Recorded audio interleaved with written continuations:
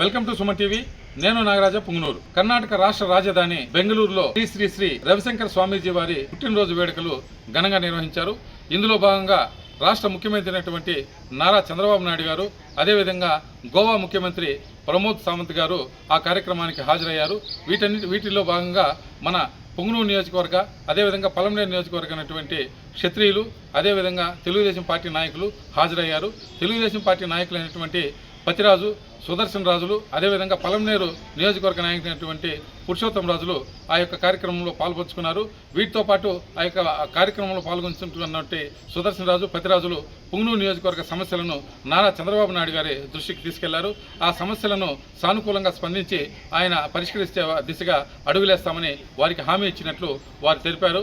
ఆ యొక్క పుంగనూరు నియోజకవర్గంలో ఉన్నటువంటి ముఖ్యమైన సమస్యలను ఆ 6 మండలాల్లో ఏ సమస్యలు ఉన్నాయి, అదేవిధంగా ఏ విధంగా పరిష్కరిస్తే అందరికీ బాగుంటుందనే ఉద్దేశంతో నారా చంద్రబాబు నాయుడు దృష్టికి తీసుకెళ్లినట్లు సుదర్శన్ రాజు, పతిరాజులు వివరించారు.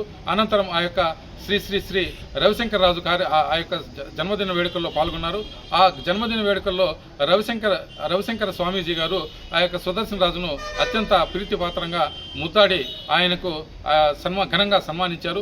వీరందరితో పాటు ఆ యొక్క పతిరాజు, సుదర్శన్ రాజు, పురుషోత్తం రాజులు వీరందరినీ ఘనంగా సన్మానించడం కన్నుల విందుగా ఆ కార్యక్రమం జరిగింది.